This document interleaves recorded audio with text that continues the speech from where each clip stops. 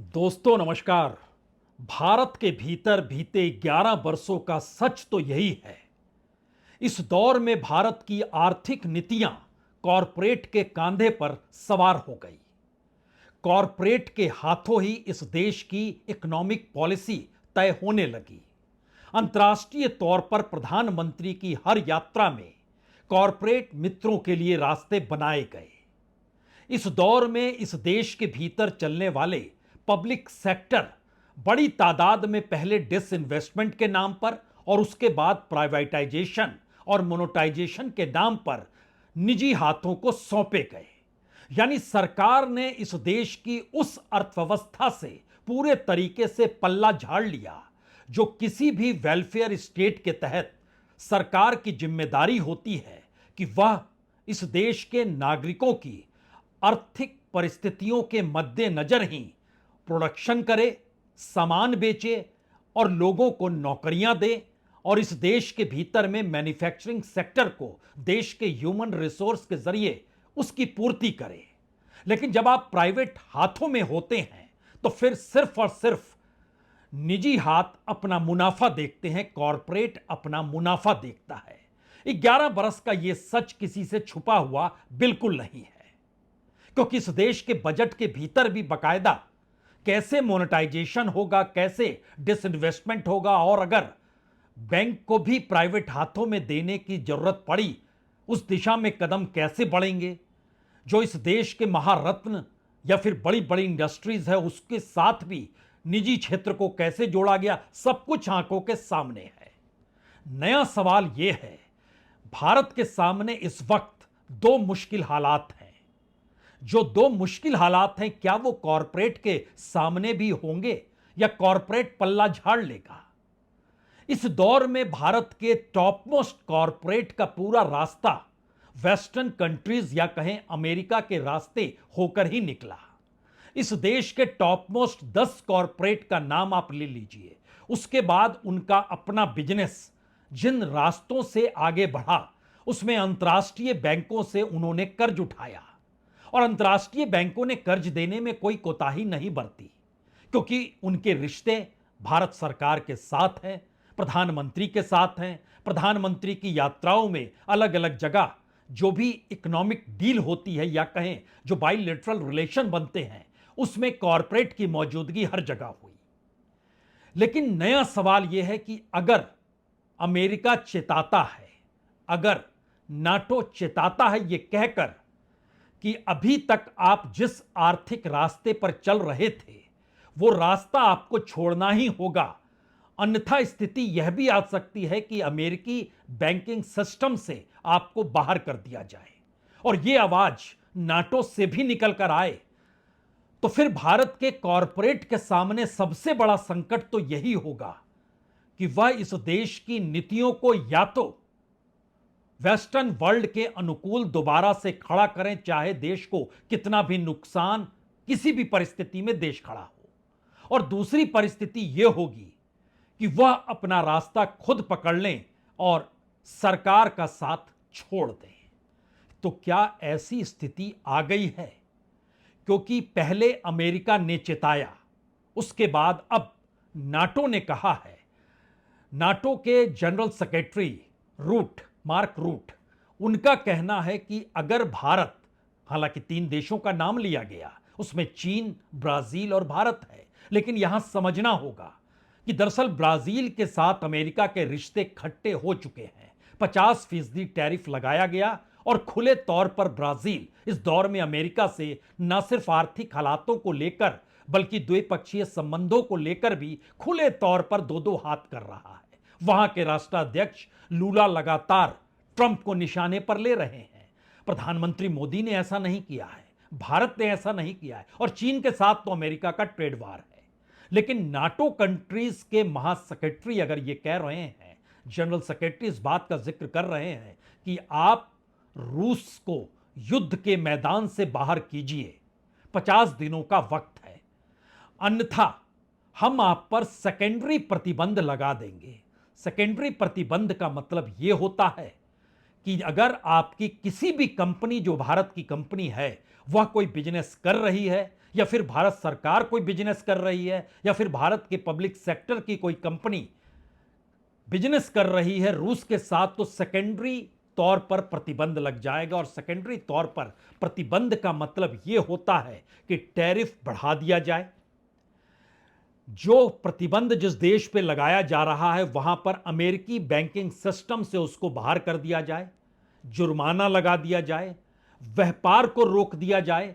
तो एक झटके में आपको इस देश के रईसों का हाल, उनके हाल चीन से नहीं जुड़े हैं, रूस से भी उस तरीके से नहीं जुड़े हैं। बीते 11 वर्षों में हर किसी ने रास्ता अमेरिका से होकर वेस्टर्न वर्ल्ड में बनाया है, क्योंकि प्रधानमंत्री मोदी इस दौर में वेस्टर्न वर्ल्ड या कहीं अमेरिका के बहुत करीब होते चले गए। नया सवाल यह है कि अगर ऐसी परिस्थिति और ऐसा दबाव आ चुका है जिसका जिक्र खुले तौर पर अब भारत के विदेश मंत्री जयशंकर भी यह कहने से चूक नहीं रहे हैं कि देखिए वो प्रतिबंध लगा देंगे, हम तो अपनी सहूलियत से तेल खरीदते थे। हमें लगता है दो चीजें पहले समझ लीजिए। दुनिया के भीतर कितनी बड़ी संख्या में नाटो कंट्रीज है जो रशिया के खिलाफ खड़ी है, उसके बाद एक धारणा समझ में आएगी कि आखिर इतनी कंपनियों या इतने देशों के भीतर बैंकों को लेकर भारत के कॉरपोरेट के हिस्से में क्या मुश्किल हो सकती है।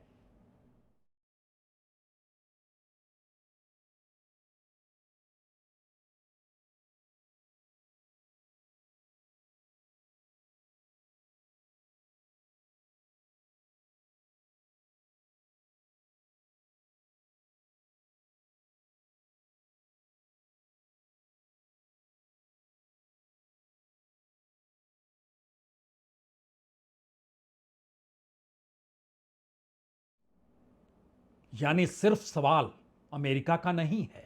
नाटो कंट्रीज की कतार में ब्रिटेन भी है, जर्मनी भी है, इटली भी है, फ्रांस भी है, स्पेन भी है, पोलैंड भी है, यानी वो पूरा हिस्सा आपने देख लिया। और इसके साथ जो इंडिविजुअल पार्टनरशिप में यूक्रेन भी नाटो कंट्रीज के साथ खड़ा है।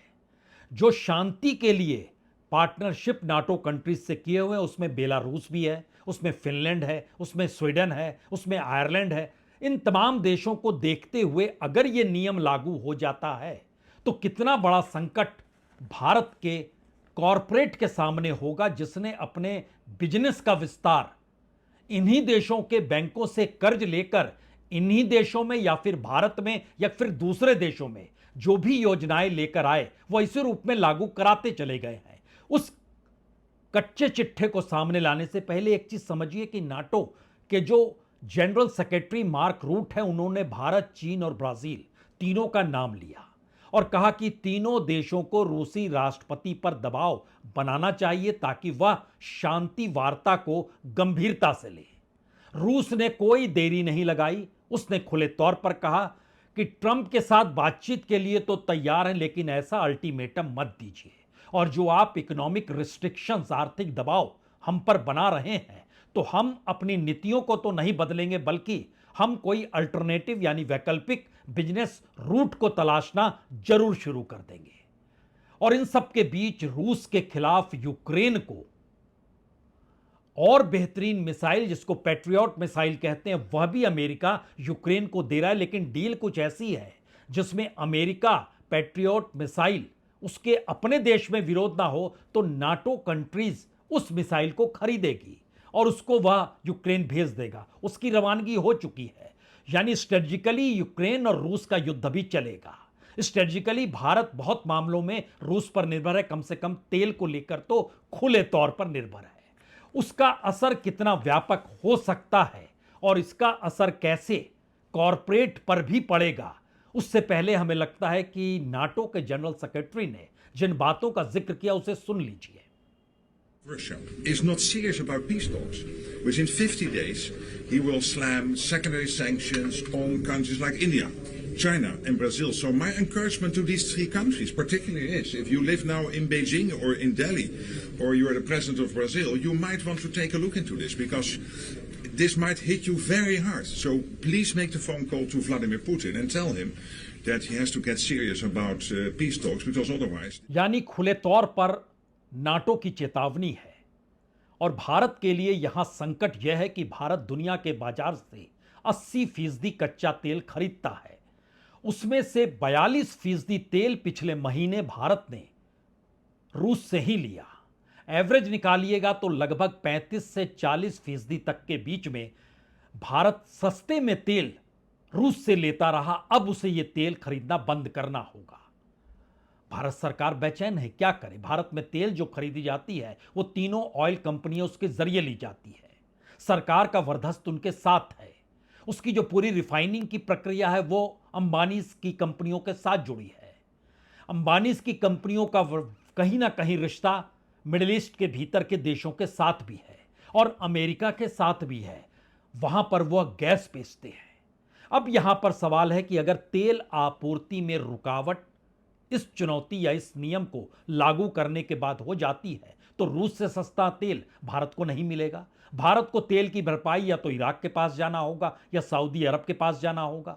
30% की कीमत ज्यादा लगेगी। भारत के भीतर वो तेल की कीमत बढ़ेगी, इकोनॉमी डगमगाएगी।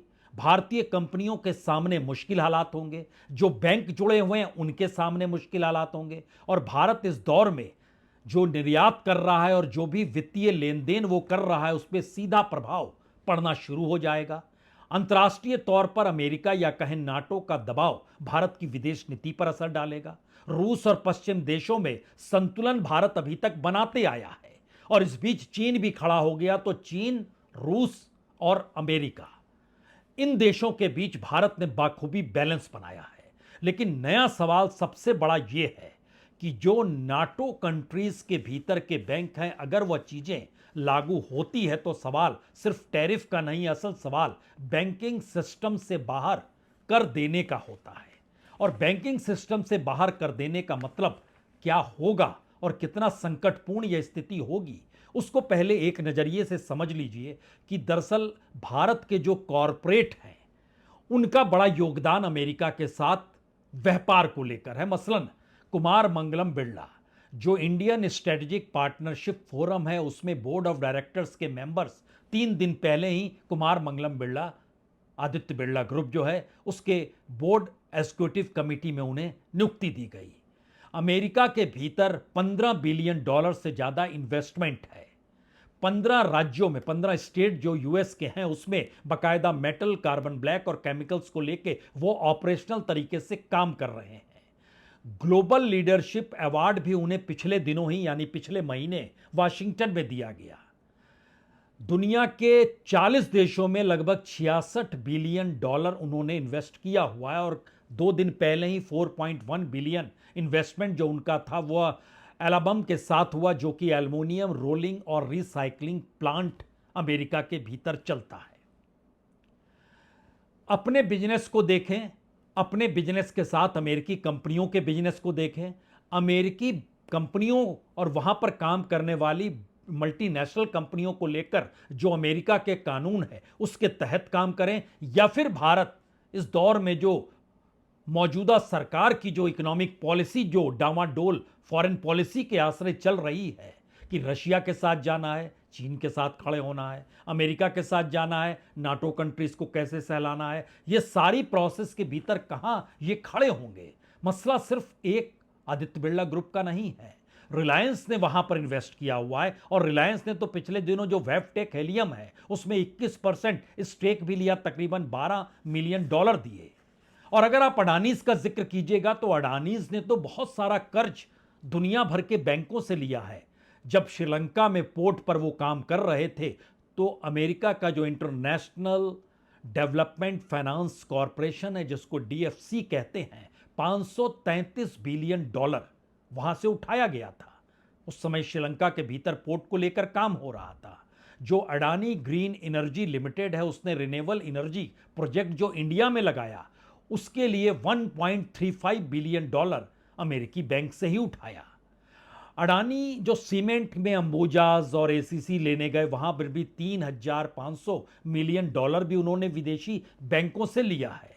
जो एयरपोर्ट की यूनिट है उसमें $750 मिलियन ग्लोबल बैंक से उन्होंने लिया है। कई बैंक्स के दायरे आ सकते हैं, उसमें बार्कलेज आ सकता है, उसमें अबू धाबी के बैंक आ सकते हैं, उसमें स्टैंडर्ड चार्टर्ड बैंक का। दुनिया के डेवलप स्टेट से पैसा उठाना और उन बैंकों को पैसा दे देना, दुनिया के किसी भी कॉरपोरेट हाउस को अगर ये भरोसा उन्हें हो जाए कि दरअसल ये जिस बिजनेस को करने जा रहे हैं ये बिजनेस पूरा होगा, और जब भारत सरकार और उसमें प्रधानमंत्री की टीम में कॉरपोरेट शामिल हो और प्रधानमंत्री ही वकालत कर रहे हो, जो वकालत बांग्लादेश में हुई, जो श्रीलंका में हुई, जो इजराइल के साथ हुई, जो वियतनाम में हुई, इस दौर को अगर परखते चले जाइएगा तो कॉरपोरेट के लिए रास्ता ही इस दौर में भारत सरकार ने बनाया। लेकिन पहली बार अगर उसे पॉलिसी चेंज करनी पड़ेगी या फिर पारंपरिक तौर पर अभी तक जो बिजनेस हो रहा था वह इस देश की इकोनॉमी अर्थव्यवस्था को बचाने के लिए अब क्या करे सरकार, यह मुश्किल तो है। और यह मुश्किल किस रूप में निकल कर आ रही है और आने वाले वक्त में भारत के भीतर जो बड़े रईस हैं या कॉरपोरेट हाउसेस भी हैं वह किस चैलेंज के तहत अब अपने बिजनेस तक को शिफ्ट कर रहे हैं, वो एक मैसेज है। लेकिन उस मैसेज से पहले हमें लगता है समझना चाहिए कि भारत के विदेश मंत्री जब इस बात का जिक्र खुले तौर पर कर रहे हैं कि हमसे कहा जा रहा है आप रूस से तेल ना लीजिए, और दुनिया का एक बड़ा देश हमको धमकी दे रहा है, अमेरिका का नाम नहीं लिया, सुन लीजिए उनकी बात। War had started immediately within the first 6 hours. Petrol prices, oil prices went up. Now we again came to a moment of choice. We frankly came under a situation of stress, which is some countries, very powerful countries, because they were looking at it from their perspective as people do. The problem for us was they were customers of Russia and they had now started buying in the Gulf and the Middle East, which was our supplier. So our supplier now jacked up the prices.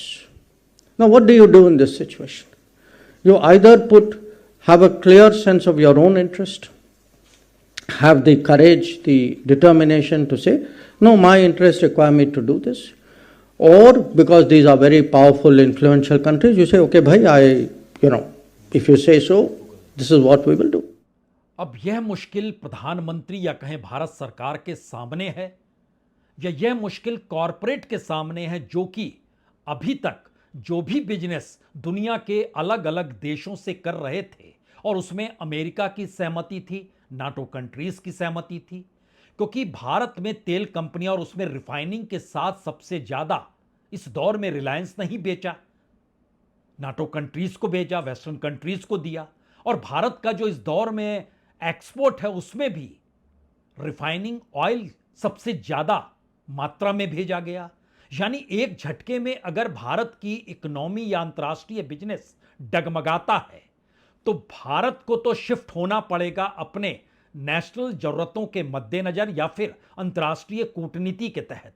लेकिन सवाल corporate का, और उन corporate के सामने पहली बार जो मुश्किलें आ रही है वो मुश्किल हैरान परेशान करने वाली इसलिए भी ज्यादा है क्योंकि इस दौर में भारत के ही रईस जो उनके ही आंकड़े निकल कर आते हैं अब वो पैसा स्टॉक में नहीं लगाना चाहते हैं, यानी शेयर बाजार की तरफ देखना नहीं चाहते हैं, वो गोल्ड भी खरीदना नहीं चाहते। उनको लगने लगा है कि इस दौर में क्रिप्टो में निवेश किया जा सकता है, क्रिप्टो करेंसी में। क्यों? क्योंकि पहली बार खुली सहमति अमेरिकी राष्ट्रपति की तरफ से है। उनके अपने परिवार ने क्रिप्टो करेंसी से जोड़कर कंपनी बना ली जिसने पाकिस्तान और बांग्लादेश के साथ समझौता कर लिया। भारत के भीतर कोई कड़ी नीति क्रिप्टो करेंसी को लेकर नहीं है। हालांकि 30% टैक्स का जिक्र जरूर है, लेकिन जो जानकारी है उसमें बकायदा सब कह रहे हैं कि देखिए स्टॉक महंगा हो गया है, गोल्ड रिकॉर्ड ऊंचाई पर पहुंच गया है, बॉन्ड्स ऊपर नीचे होते रहता है, और इन सब के बीच जो क्रिप्टो करेंसी की पूरी ट्रेडिंग है वह ट्रेडिंग आपको बहुत मुनाफा देती है, और मुनाफा इस हद तक देती है वो 50% से लेकर 200% तक का मुनाफा देती है। यानी जिस दौर में निफ्टी 2.5% हो, S&P 11.3% हो, और अमेरिका तक के भीतर जब नैस्डैक का सवाल आता है तो वह भी 12.5% है, लेकिन बिटकॉइन की कीमत दुगनी हो गई। यानी कॉरपोरेट का शिफ्ट भारत सरकार की नीति कभी भी क्रिप्टो करेंसी के साथ जाने की नहीं रही। क्योंकि शेयर बाजार सरीखा ये पैसा नहीं होता है। दुनिया की इकोनॉमी जब अस्थिर होती है तो क्रिप्टो करेंसी की अहमियत बढ़ते चली जाती है। और इस दौर में बिटकॉइन है, एथेरियम है या सोलाना है, सबसे ज्यादा इनके साथ जो बिजनेस हो रहा है वो 70% तक हो रहा है। इसके दूसरे हिस्से को अगर आप समझें कि भारत के भीतर क्यों क्रिप्टो करेंसी और क्यों भारत की इकोनॉमी से वो मैच नहीं कर रही है, बावजूद इसके रईस शिफ्ट हो रहे हैं। भारत में पिछले साल 2024 में लगभग 11 करोड़ 90 लाख लोगों ने निवेश क्रिप्टो में किया।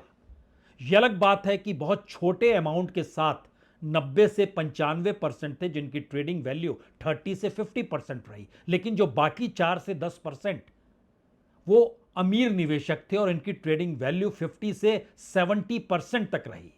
और नंबर ऑफ निवेशक के लिहाज से भारत नंबर 1 है, फिर अमेरिका है, फिर इंडोनेशिया है। यह तो एक सवाल है, लेकिन उसके आगे का सवाल और ज्यादा महत्वपूर्ण है। यह महत्वपूर्ण इसलिए भी है क्योंकि भारत के भीतर कॉरपोरेट के आश्रय कमोवेश हर चीज को आगे बढ़ा दिया गया, हर सेक्टर को ले लिया गया, यहां तक कि डिफेंस को भी। जब सबसे ज्यादा जरूरत हथियारों की हुई और ऑपरेशन सिंदूर के वक्त बहुत सारे सच उभर कर सामने आए, उस मौके के बाद वो ड्रोन का जिक्र हो, मिसाइल का जिक्र हो, बड़े बड़े हथियारों का जिक्र हो, कोई भी जिक्र हो, भारत के भीतर 140 कंपनियां रजिस्टर्ड हो गई प्राइवेट सेक्टर की, जो डिफेंस के क्षेत्र में काम कर रही है, मुनाफा बना रही है, बाहर से माल ला रही है, बेच रही है। तो बिचौलिए की भूमिका में है या फिर अपनी इंडस्ट्री को उस इंडस्ट्री से जोड़कर भारत के भीतर, और सभी का प्रभाव सत्ता के करीब का है। यानी डिफेंस के क्षेत्र तक में कॉरपोरेट कैसे घुस गया, यह तो इजराइल और अडानीज ग्रुप के साथ जो हो रहा है उसको भी बार बार जिक्र उसका होता है, उससे भी समझा जा सकता है।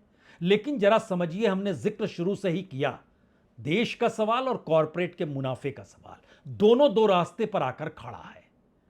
और इसीलिए अब कॉरपोरेट या तो इस देश की सत्ता को बदल डाले, और कहते हैं कि कॉरपोरेट ने एक दबाव या एक मैसेज संघ में भी कन्वे किया, और यूं ही अचानक मोहन भागवत नहीं बोल पड़े, रिटायर हो जाना चाहिए। और यूं ही उदाहरण उन्होंने पिंगले साहब का नहीं दिया कि 75 के बाद आपको देख के लोग हंसने लगेंगे और कहते हैं अब हमारे लिए रास्ता छोड़ो। या फिर इस दौर में बीजेपी के भीतर हंगामा मचा हुआ है कि जिस इकोनॉमिक एस्पेक्ट में हमें आगे बढ़ना है, कॉरपोरेट अगर साथ अब नहीं खड़ा होगा तो मुश्किल हो जाएगी। यह सवाल इसलिए महत्वपूर्ण है और हमने डिफेंस का जिक्र इसलिए किया क्योंकि देश के सीडीएस, उन्होंने कल एक भाषण दिया, उसमें बहुत साफ तौर पर कहा कि अगर कल के हथियारों से हम आज की जंग लड़ेंगे तो जीत नहीं पाएंगे।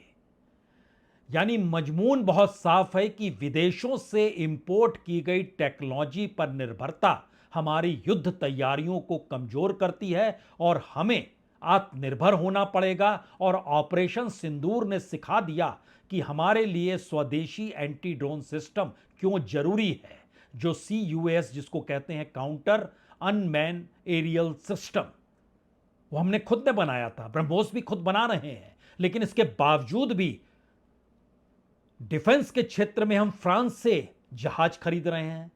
उस जहाज की उपयोगिता कितनी किस रूप में रही ये पूरी दुनिया जानती है।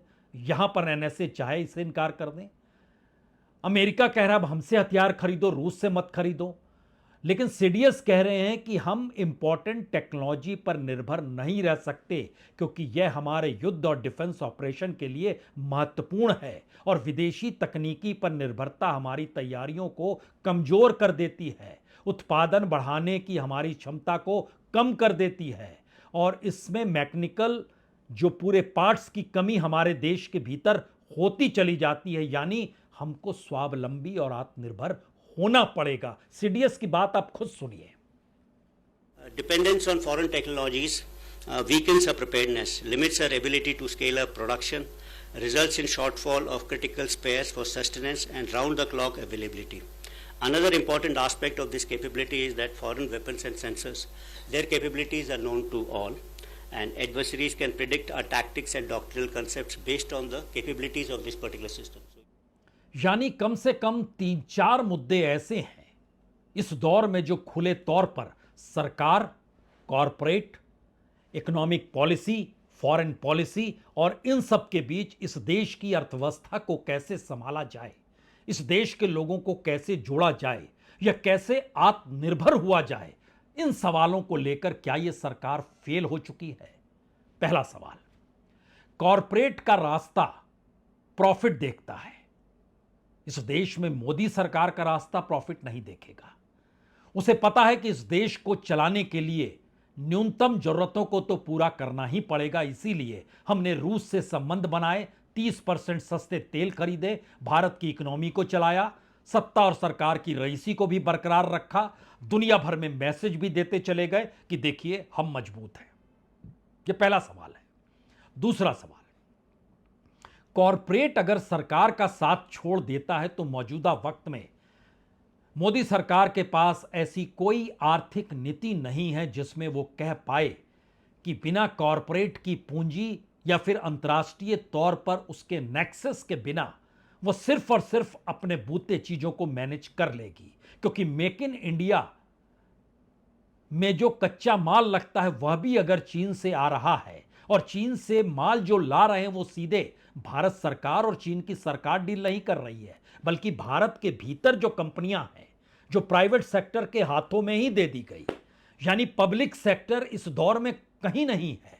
वो ऑटोमोबाइल का क्षेत्र हो या इस दौर में जो रेयर मटेरियल को लेकर ऑटोमोबाइल के सामने संकट आया है, वो प्राइवेटली मूव कर गए बीजिंग बात करने के लिए। तो कॉरपोरेट अपने बिजनेस के रास्ते चलेगा और इस दौर में सरकार उसी बिजनेस के लिए अपनी पूरी इकोनॉमी को पॉलिसी में तब्दील कर चुकी है, यानी ये एक दूसरा संकट है। तीसरा बड़ा संकट है, क्या वाकई ऐसा शिफ्ट मोदी सरकार कर पाएगी जहां पर वह इस देश में मैन्युफैक्चरिंग सेक्टर को बढ़ावा दे? ऐसी स्थिति ला पाएगी कि अब प्राइवेट हाथों में नहीं बल्कि पब्लिक सेक्टर के आश्रय इस देश के हर सेक्टर में हम आत्मनिर्भर होने चाहिए? या फिर यह इतना बड़ा ट्रांजिशन पीरियड है जिसमें एक झटके में सरकार ढह के गिर जाएगी? और क्या इसी का अंदेशा कॉरपोरेट को भी है और इसी का अंदेशा सरसंघ चालक को भी दे दिया गया कि आप कहिए? या फिर इन सब के बीच बीजेपी के भीतर से कुछ आवाजें जो कॉरपोरेट के करीब की हैं, उन्होंने इस दौर में कॉरपोरेट को तो नहीं समझाया? क्योंकि माल अगर शेयर बाजार में पैसा नहीं जा रहा है, अब वो डिजिटल इकोनॉमी की तरफ, क्रिप्टो करेंसी की तरफ जा रहा है जो भारत की पॉलिसी से हटकर है। इस दौर में भारत का इन्वेस्टमेंट जो भारत में आ रहा है उससे ज्यादा पैसा भारत के कॉरपोरेट हाउसेस बाहर दुनिया के दूसरे देशों में लगा रहे हैं। जितना कर्ज भारत के बैंकों से कॉरपोरेट्स ने उठाया उससे तकरीबन 52% ज्यादा कर्ज बड़े कॉरपोरेट हाउसेस ने दुनिया के विकसित देशों के बैंकों से लिया है। दो रास्ते हुए और तीसरा रास्ता तो कहीं ज्यादा उलझन भरा है जो तीसरे बड़े सवाल के साथ जुड़ा हुआ है, जो डिफेंस के क्षेत्र में नजर आया, जिसमें सीडीएस ने खुले तौर पर कह दिया हमें अपने आप को खड़ा होना होगा, अपनी टेक्नोलॉजी को लाना होगा, हम विदेशी चीजों पर नहीं निर्भर हो सकते हैं। तो इस दौर में रूस, इस दौर में फ्रांस, इस दौर में अमेरिका जो भी हथियार खरीदे जा रहे हैं, अगर वो युद्ध के समय काम ना करें, जो ऑपरेशन सिंदूर के वक्त दुनिया भर के उठते हुए सवालों को लेकर सीडीएस ने एक जवाब दिया, हालांकि उसको काउंटर करने की कोशिश एनएसए ने जरूर की, लेकिन सीडीएस ने खुले तौर पर बतलाया कि विमान क्यों फेल हो गए, हमारी स्थिति क्यों गड़बड़ हुई। और यह भी बात खुलकर आ गई उसके बाद डिप्टी ने यह बता दिया कि चीन किस तरीके से पाकिस्तान के लिए सब कुछ कर रहा है और उसी चीन की आर्थिक परिस्थितियों से भारत की अर्थव्यवस्था जुड़ गई। तो इस दौर में क्या वाकई भारत की अर्थनीति और विदेश नीति ने इस देश को ऐसे उलझा दिया है जहां सवाल कॉरपोरेट के भीतर भी है, सरसंघ चालक या संघ के भीतर भी है और बीजेपी के भीतर भी, उन ताकतवर लोगों के भीतर अब यह सवाल खड़ा हो चला है, यह रास्ता तो अंधेरी गली में जाने का है। तो क्या एक ऐसी परिस्थिति भारत के सामने चुनौतीपूर्ण तरीके से आकर खड़ी हो चुकी है जहां पर भारत की सत्ता मौजूदा वक्त में कॉरपोरेट को देखे या इस देश को खड़ा करे? इस देश के लोगों को सिर्फ वेलफेयर स्कीम के जरिए डायरेक्ट बैंक ट्रांसफर पर जाए या फिर इस देश के हाथों में रोजगार दे, प्रोडक्शन बढ़ाए, चीजों को आगे बढ़ाए? आप कहेंगे मुश्किल है। एक वक्त नेहरू ने आजादी के बाद इस देश में जो बड़ी बड़ी इंडस्ट्री, बड़े बड़े बांध जो बनाए थे, क्या एक बार फिर उसी तर्ज पर इस देश को खड़ा करने की सोच पैदा होनी चाहिए? शायद हाँ। बहुत बहुत शुक्रिया, बहुत बहुत शुक्रिया।